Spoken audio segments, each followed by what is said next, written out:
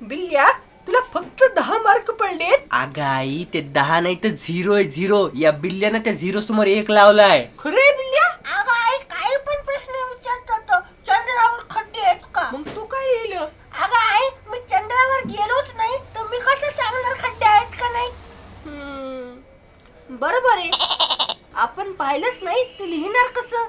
अगं आई काय बरोबर आहे. नील आर्मस्ट्रॉंग चंद्रावर गेला होता ना. खरंच का? काय मंजुळा तुला एवढंही माहित नाही. 20 जुलै 1969 रोजी नील आर्मस्ट्रॉंग चंद्रावर पाय ठेवणारा पहिला माणूस बनला होता. पण तो गेला होता म्हणजे तो कशाहून खरं सांगायला. आणि बरं आई चंद्रावर खड्डे पडायला तिथं काय आपल्यासारखे रोड थोडी येतं. किती हुशार आहे माझं लेकरू.